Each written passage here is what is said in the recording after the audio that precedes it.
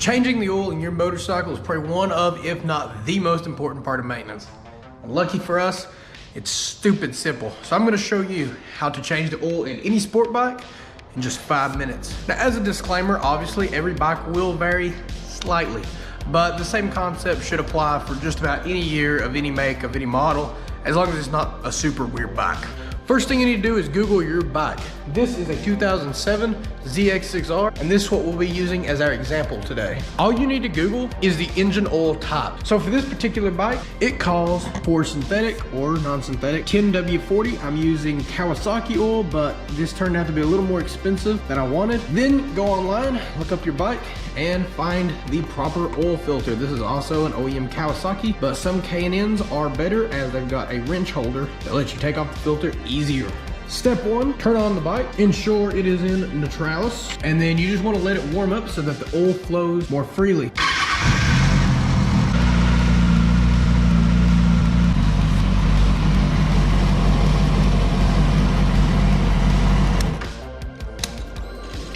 I typically just go to where my temperature gauge starts reading, so mine's at 125. So that's plenty warm enough for what we need to do. Locate your fill port. It should be on the right hand side of the bike and will probably just look like a little knob. Simply twist it to the left. Now I will say, most of the time, if not always, these are stuck on there. So you're gonna need to get some pliers to help you break it. And then put this on a clean surface and save it for later.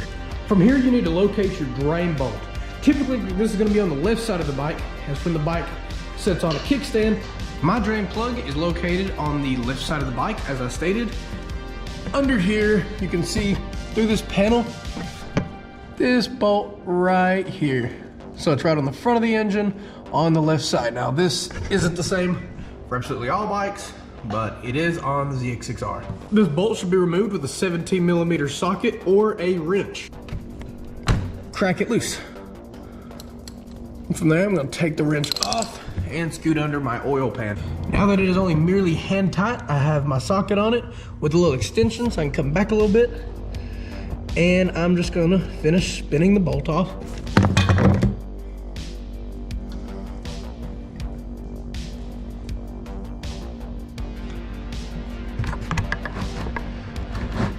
Unfortunately, I did drop my poor socket in there. So, oh no. This is now oil covered.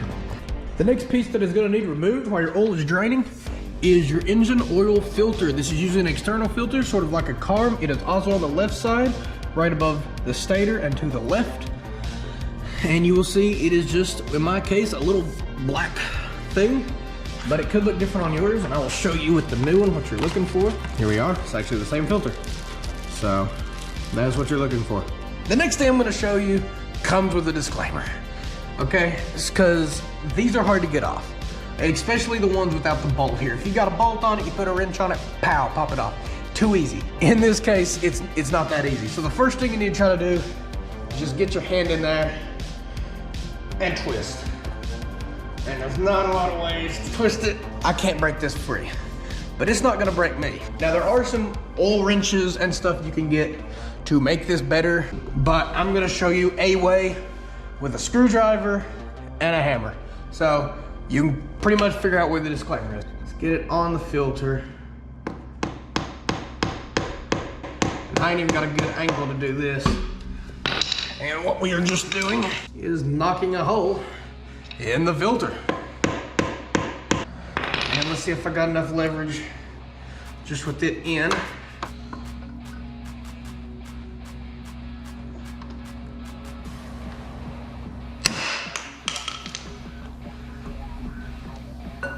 Holy shit. This thing just broke a screwdriver.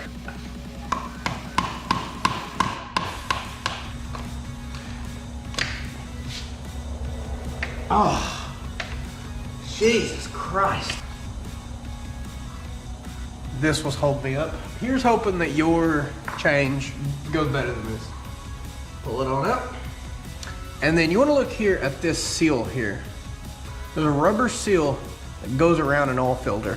Now something very important about that is sometimes the seal can get stuck on the mating surface on the bike or on the car. Same rules apply. I've seen it more on cars than motorcycles, but I've usually messed with dirt bikes, which have more of an internal filter. So make sure that is absolutely gone, because if you put on two, if there's one stuck on it, you put on another, and you put on another seal, it can often cause an oil leak right there, so you don't want that. So we're gonna take our old filter, I'm just gonna set it in the oil pan, and ours particularly looks like it just got out of Afghanistan. Now what I like to do, and what you should do, get a little bit of old motor oil, new motor oil, doesn't really matter, and lubricate the seal.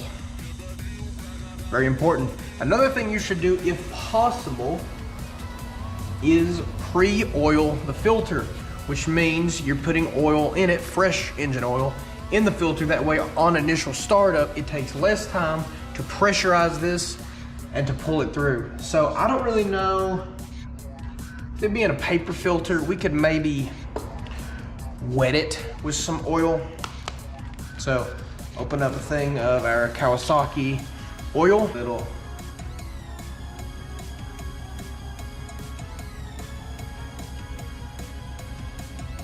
In there should simply be a shaft.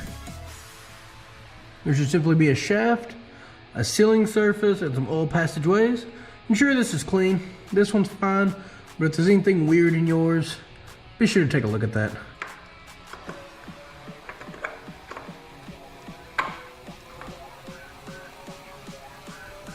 Now the thing with the new oil filter to remember is hand tight. Don't want to be cranking on this with a wrench, especially if you've got one with a socket on it. It can be very tempting to go in there and really rail on it, but you do not want to do that. The next step is to take your drain bolt, ensure a clean mating surface, and replace this washer if you have one. If you don't, I've never worried about it in the past. And we are just going to simply hand tighten this bolt. After you snug that bolt down with your hand, it's time to bring out the ratchet. Now just like putting it on, 17 goes on, and tighten it. Now once it gets tight, just turn it about a quarter turn. The goal here is snug, not torqued down, because believe me, I broke a drain bolt on a TTR 230, which are made really weird, and it took about 4 months to get a new bolt. Now that was an extreme case, but if you over tighten it, it can strip the threads, it could even bust a case, it could do a lot of very bad things. So don't be scared of it, but also don't wail on it. That will fit within the hole of your... Now amounts vary from bike to bike, but this one's about 3 quarts and some change. So we're just gonna start pouring it in. And fun fact of oil, this is actually kind of like a ramp for the oil. So if you flip the bottle around, actually supposed to pour it like this, and you get a much more smooth pour. So now you'll want to fill this bike up until the hourglass here. As you can see, there's a little like hourglass. It's a little slight glass bulb right there. You want the oil to be halfway in the viewing glass when the bike is level. So have a friend hold it up, or just, I don't know, use your brain. Now mine took 3 quarts and about that much of another quart, so down to the 600 or the 20 if you're looking on the pint size. And you can see our little hourglass, and when the bike is tilted, see it filling, hopefully. And those lines on the side are your actual markings there, at least on this bike. So try to have it between those two. Take out your funnel, grab your cap, make sure it's not a dirty surface again, but I'm pretty sure this one isn't. And now your bike should be done. Hope this was very helpful to anybody new or that just never done DIY before. So if this video was helpful in any manner, please subscribe. It helps me a whole lot, and the like button doesn't hurt me neither. And thank you for watching this dead channel. One more simple thing. Forgot to mention, in the cleaning process, when you pull the bike away, make sure oil does not get on your tire. If it does, clean it off. This will cause you to low side. This will cause a crash.